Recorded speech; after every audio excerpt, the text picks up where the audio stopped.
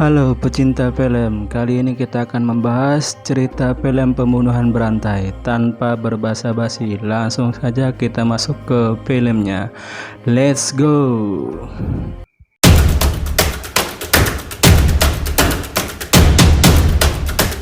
Sejak kecil, dua anak ini mereka hidup di abnormal. Saat anak lain bermain, mereka terobsesi dengan benda tajam. Mereka sering menangkap hewan liar, menyiksa dan membunuhnya. Semakin lama mereka semakin brutal.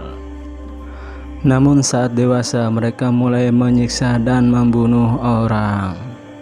Seorang polisi turun dari taksi dan tanpa basa-basi dia langsung menyayat lehernya.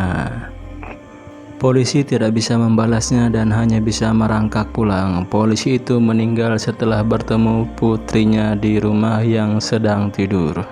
Gadis itu tidur sementara ayahnya mati disayat pisau. Meskipun Ki Bum ditangkap, tapi karena tidak cukup bukti, Ki Bum hanya dihukum 15 tahun penjara. Keluarga korban sedih dan tidak terima, akhirnya pengadilan pun menjadi kacau balau.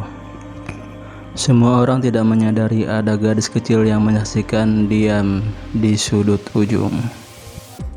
15 tahun telah berlalu, Ki Bum dibebaskan, tapi waktu tidak bisa menghapus semua polisi yang dulu sekarang jadi kapten.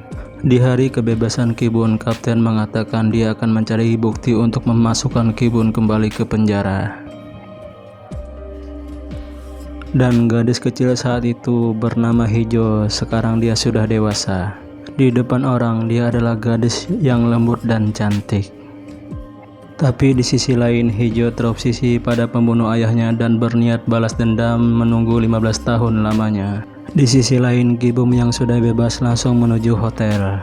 Wanita malam ini baru saja bersama Ki Bum, ia bersama pria si keriting, lehernya disayat. Seorang pria mengencingi kaki pria lain. Pria itu marah, namun pria misterius diam saja dan langsung menggorok lehernya. Pria itu tewas seketika. Pria misterius ini bukan orang asing, dia adalah adiknya Ki Bum. Secara diam-diam, Hijon menyaksikan peristiwa itu. Keesokan harinya, kapten melihat mayat dalam mobil. Metode sayatannya persis dengan Ki Bum. Kapten menemui Ki Bum, tapi Ki Bum beralibi, akhirnya dia lolos lagi. Lalu kapten memutuskan untuk mengawasi Ki Bum. Ki Bum tahu dia diawasi, bahkan dia memberitahu kapten bahwa dia akan pergi. Ki Bum berlari di taman, tiba-tiba menemukan kerumunan. Dia tak tahu apa yang terjadi, ternyata ada mayat yang mati dan sayatannya pun sama dengan dia. Ki Bum tahu sepertinya ada orang yang ingin memfitnahnya. Ki Bum melihat ke samping, ada orang misterius menatapnya. Dia berbalik dan mengerjanya. Orang itu pun kabur seketika. Tapi Ki Bum tak berhasil menangkapnya, orang itu pun lolos. Orang misterius ini ternyata adalah si cantik Hijon. Kemarin malam, melihat ibunya dianiaya, dia marah dan menghabisi ayah tirinya meniru teknik ibu. Di malam hari, kapten menemui Ki Bum lagi. Ki Bum hanya tertawa dan berkata, "Apakah Anda punya bukti?" Kapten marah, kesabarannya habis. Dia pun menghajar Ki Bum hingga berdarah. Ki Bum kembali ke hotel dan menjahit lukanya sendiri. Di sisi lain, Hijon mencari jawaban. Pria 15 tahun lalu dan pria misterius kemarin, apa hubungannya? Tiba-tiba dia sadar ternyata ada dua orang yang berbeda. Orang yang suka menggunakan benda tajam dan orang yang suka memotong. Pada saat yang sama, penyidik menemukan petunjuk di ponsel Ki Bum. Setelah dia bebas dari penjara, dia menghubungi nomor yang sama terus-terusan. Orang itu adalah adiknya Ki Bum. Dan yang lebih mengejutkan kapten adalah orang yang melaporkan Ki Bum 15 tahun lalu adalah adiknya sendiri.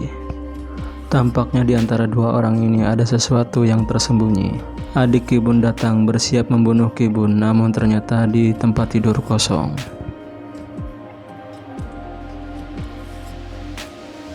Saat adiknya memutar gagang pintu, Ki Bum langsung menusukkan pintu ke pintu dan mengenai tangan adiknya. Adiknya diam saja menahan rasa sakit, bahkan masih berusaha mengintai. Tusukan pisau kedua hampir mengenai matanya. Tiba-tiba ada ketukan di pintu dan kapten datang. Kapten menemukan ada yang tidak beres dan dia datang memeriksa. Tapi kapten tidak sadar ada orang lain di balik pintu. Ki-bun berkata, "Saya ada tamu." "Apakah ada orang lain di belakang pintu? Lihat jika Anda penasaran." Tapi adik Ki-bun sudah hilang. Keesokan harinya, Ki-bun menemui adiknya dan mengancamnya. Dia bilang, "Hari ini adalah hari terakhirmu." Di malam hari saat Ki-bun mau tidur, dia merasa ada yang tidak beres. Dia membuka kasurnya dan menemukan kepala adiknya. Kemarin Hee-jeon datang ke toko bude, membeli rantai anjing dan membeli banyak botol kaca. Menunggu adik Hee-jeon pulang, lantai sudah banyak dengan pecahan botol kaca. Di sudut ruangan, Hee-jeon melihat adik Ki-bun lalu melemparkan kabel dan membuat adik Ki-bun tewas seketika oleh sengatan listrik. Saat Ki-bun melihat kepala adiknya, Hee-jeon tiba-tiba menyerangnya dari belakang, menusuk tulang rusuknya, membuatnya kehilangan kemampuan untuk melawan. Hee-jeon menelpon polisi, tapi sekali lagi Ki-bun berhasil lolos. Ki-bun berpikir keras, akhirnya terpikir sesuatu. Dia melihat berita 15 tahun lalu. Dia ketahui bahwa ternyata seorang korban yang dibunuh mempunyai anak gadis dan berniat balas dendam kepadanya. Ki-bun berhasil menemukan alamat gadis itu dan berusaha untuk membunuhnya. Tapi lampu tiba-tiba mati dan Hee-jeon menyerang Ki-bun. Mereka pun berdua saling menusuk.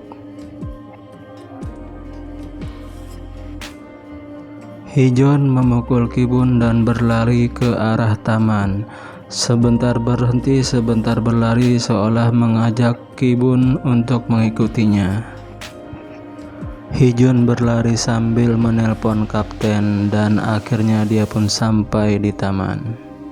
"Kita pantas mendapat hukuman, kamu dan aku, karena kita telah membunuh orang." Hee-jeon pun menggantungkan dirinya dan Ki-bun terjebak. Akhirnya Ki-bun ditangkap polisi dan mendapatkan hukuman setimpal.